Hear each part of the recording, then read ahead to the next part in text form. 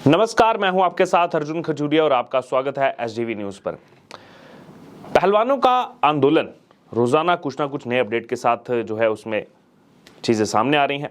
दरअसल भारतीय कुश्ती संघ यानी कि डब्ल्यूएफआई के पूर्व अध्यक्ष ब्रजभूषण शरण सिंह के खिलाफ प्रदर्शन में शामिल रेसलर्स बजरंग पूनिया और विनेश फोगाट ने अब रेलवे की नौकरी छोड़ने की धमकी दी है एक तरफ, तो वहीं दूसरी तरफ अगर बात किया तो आम आदमी पार्टी के विधायक सौरभ भारद्वाज वो भी यहां पर तमाम बातें इस आंदोलन से जुड़ी हुई लिख रहे हैं, इन पहलवानों के लिए लिख रहे हैं। आइए आपको विस्तार पूर्वक एक एक करके जो है दोनों खबरों के बारे में बताएंगे। पहले कि पहलवान क्या कह रहे हैं अब नौकरी को छोड़ने के लिए, और दूसरी तरफ सौरभ भारद्वाज यहाँ पर क्या लिख रहे हैं ट्विटर पर।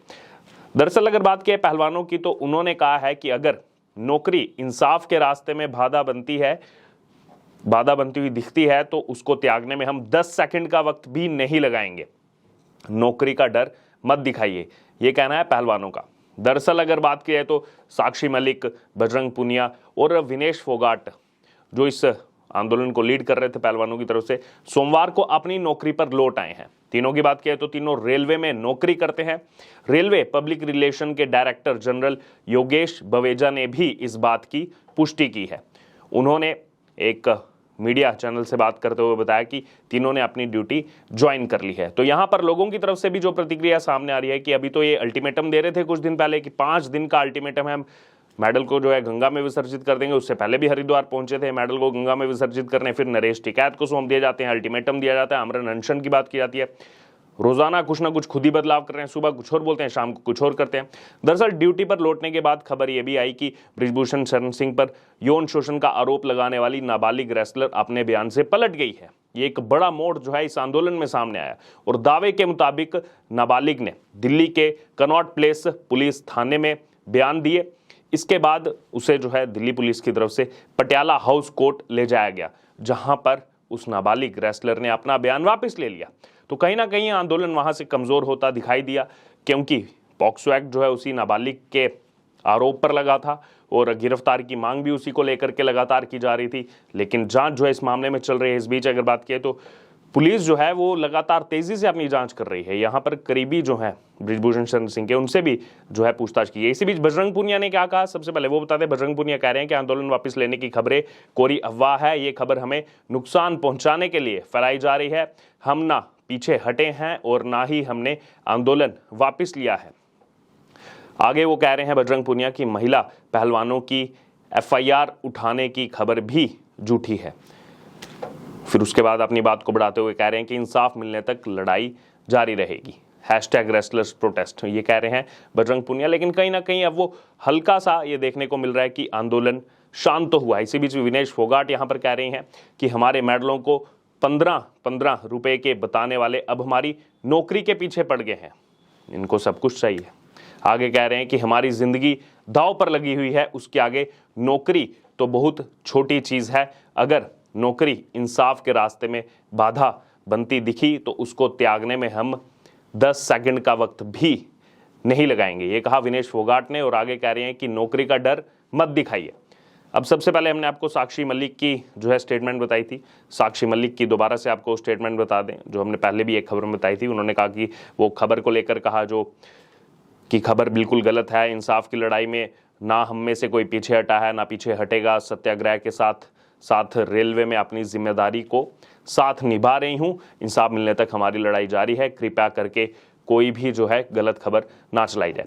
लेकिन लोग यहाँ पर कह रहे हैं कि पिछले इतने महीनों से फिर कहाँ गई थी आपकी ये जिम्मेदारी, जो अब आपको नौकरी अपनी सभी को याद आ रही है, इन तीनों को याद आ रही है। और कह रहे हैं कि डर मत दिखाइए, एक तो आप नौकरी भी करेंगे, तनख्वाह भी लेंगे, उसके बाद अगर आपने कोई शिकायत की है वो सुनी जा रही है, उस मामले में जो है जांच की जा रही है, उसके बावजूद आप लगातार धरने पर बैठे रहेंगे, धमकियां यहां पर देंगे। आपके आंदोलन से किस प्रकार के नारे सुनने को मिल रहे हैं, किस प्रकार की धमकियां आ रही हैं, वो पूरा देश देख रहा है। उसके बावजूद यहां पर जो है फिर जब नौकरी पर सवाल पूछा जाएगा कि आप तो बिना यहां पर आए अपनी जो है सैलरी भी ले रहे हैं, फिर कहेंगे कि हमको नौकरी का कोई डर नहीं है।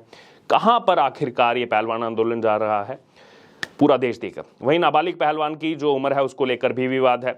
लड़की के चाचा ने दावा किया था कि उसकी उम्र 18 साल से ज़्यादा है कुछ दिन पहले। वहीं इस मामले में अगर बात करें तो दिल्ली पुलिस की एक टीम हरियाणा के रोहतक भी आई थी और स्कूल में रिकॉर्ड की जांच की गई। तो कहीं ना कहीं अब धीरे धीरे इस आंदोलन की परतें खुलती जा रही हैं। नाबालिग पहलवान और उनके माता पिता ने कुछ दिन पहले साक्षी मलिक, विनेश फोगाट और बजरंग पुनिया के साथ हरिद्वार में हर की पौड़ी में मेडल बहाने, जैसे हमने आपको बताया ये पहुंचे थे हरिद्वार, वहां पर मेडल बहाने से इनकार कर दिया था। पिता भी जो है वो इस समय किसी से मिलने को तैयार नहीं है उस नाबालिग लड़की के, और ना ही वो अपनी लोकेशन किसी को इस समय बता रहे हैं मामले की गंभीरता को समझते हुए। तो यहाँ पर अगर बात की जाए, ये जो नया मोड़ सामने आया है कि अगर वो लड़की नाबालिग नहीं है तो आखिरकार फिर ये आंदोलन जो चलाया जा रहा था, जबकि इसमें सब मांगे जो है वो 18 जनवरी से मानी जा रही थी सरकार की तरफ से। खुद अनुराग सिंह ठाकुर पहुंचे थे, जो इन पहलवानों ने बोला सब चीजें जो है यहाँ पर सरकार के एंड से की गई, उसके बावजूद इनको इंतजार नहीं है जांच का। वहीं अगर नाबालिग पहलवान ने शिकायत वापस ले ली है, जो खबरें सामने आ रही है, तो फिर बृजभूषण से पॉक्सो एक्ट जो है वो हट जाएगा और ऐसे में छेड़छाड़ का केस जो है वो बचेगा और उनकी पहले गिरफ्तारी की जरूरत नहीं रह जाएगी, जो सबसे बड़ी मांग ये किसान संगठनों के साथ मिलकर के BKU जो मिलकर के कर रहे हैं। इसी बीच सौरभ भारद्वाज, उनके बारे में आपको बता दें, आम आदमी पार्टी के MLA, वो क्या कह रहे हैं यहाँ पर इस मामले को लेकर। सौरभ भारद्वाज कह रहे हैं कि हम एक राष्ट्र के रूप में इन युवा लड़कियों को विफल कर चुके हैं जिन्होंने एक स्टैंड लेने का साहस जुटाया। आगे सुनिएगा, आगे वो कह रहे हैं कि आज ताकतवर सरकार ने ना केवल इस लड़की को चुप करा दिया है, वो नाबालिग लड़की के लिए कह रहे हैं, बल्कि उन लाखों कमजोर लड़कियों को म्यूट कर दिया है जिनका यौन शोषण पुरुषों द्वारा किया जा रहा है। ये सौरभ भारद्वाज कह रहे हैं। क्या सौरभ भारद्वाज ने जांच पूरी कर ली है? क्या वो इस जांच के इन्वेस्टिगेशन ऑफिसर हैं? क्या उन्होंने इस जो ये आरोप लगे थे क्या उनको सिद्ध कर दिया है? तो फिर कैसे यहां पर लाखों लड़कियों के लिए वो इस तरह की चीज कह रहे हैं? क्या ये जनता को भड़काने वाली बात नहीं है?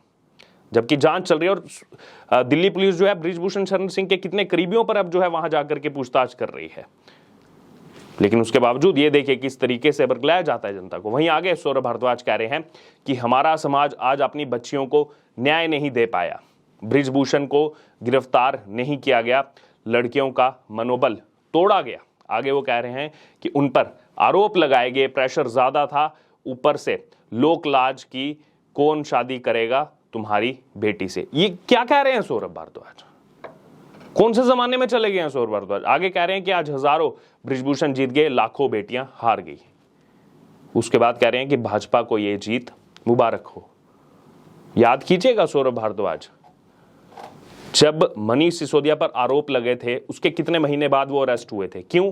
क्योंकि जब तक कोई पुख्ता यहां पर सबूत हाथ नहीं लगे थे जांच एजेंसियों के, जब तक उनको नहीं लगा कि नहीं मनीष सिसोदिया अभी तक ठीक है, लेकिन जैसे लगा कि नहीं ये तो कुछ गड़बड़ कर रहे हैं, उसके बाद उनको गिरफ्तार किया गया। और वो गिरफ्तारी पर भी आपने कितना हल्ला किया था। और जब शुरुआती दौर में बात की जाए तो यहां पर गिरफ्तारी की जो खबरें चल रही थी उस समय कितना यहां पर आम आदमी पार्टी आकर के रोती थी, लेकिन आज क्या हो गया? अभी यही अगर बात की तो अरविंद केजरीवाल को भी बुलाया गया, कर लिया जाए उनको अरेस्ट, कर लिया जाए संजय सिंह को अरेस्ट, कर लिया जाए बाकी जिन पर भी आरोप लगे हैं सबको अरेस्ट कर लेते हैं, लेकिन फिर आकर के विलाप मत खींचिएगा, क्योंकि आपका यहां स्टैंड कुछ और दिख रहा है, वहां स्टैंड कुछ और दिख रहा है। वहां पर पुख्ता सबूत लगने के बाद गिरफ्तारी हुई है। यहां पर दिल्ली पुलिस कह चुकी है कि हमें कुछ ऐसे साक्ष्य ही नहीं मिल रहे हैं कि हम उनको अरेस्ट करें, ऐसे कोई सबूत ही नहीं हमें मिल रहे हैं, आपको कुछ एविडेंस तो देना होगा। वहीं मनीष सिसोदिया के मामले में कितने एविडेंस जो है मौजूद थे, और उसके बाद जब पक्के यहां पर जब उनके ऑफिस से कंप्यूटर लिया गया, उसके बाद जब पक्के उसमें साक्ष्य मिले, उसके बाद जाकर के उनकी जो है यहां पर गिरफ्तारी हुई है। तो यहां पर दोहरे मापदंड की राजनीति क्यों सौरभ भारद्वाज जी? बहरहाल अभी आपको हमने पूरी खबर बताई। जो पहलवानों ने कहा, वो कह रहे हैं कि नौकरी हम छोड़ देंगे, पहले भी बड़ी बड़ी धमकियां दे रहे थे, लेकिन कुछ ही घंटों में उनका स्टैंड हर बार बदल जाता है। चाहे मेडल बहाने की बात हो, चाहे आमरण अनशन की बात हो, चाहे यहाँ पर जो अल्टीमेटम दिया गया था, अभी ये नौकरी छोड़ने की बात कर रहे हैं। और लोग लगातार सोशल मीडिया पर कह रहे हैं कि ठीक है, नौकरी का डर क्यों दिखा रहे हैं आप? काम करते हैं तो आपको सरकार तनख्वाह देती है, किसी पर एहसान नहीं करने हैं, नौकरी का डर मत दिखाइए। आपका इस पर क्या कहना है? और दूसरे सौरभ भारद्वाज जो यहाँ पर कह रहे हैं उसको लेकर के आप जो भी राय हो आप हमारे साथ कमेंट बॉक्स में शेयर कर सकते हो। इससे जुड़े तमाम अपडेट के लिए बने रहे हमारे साथ। धन्यवाद।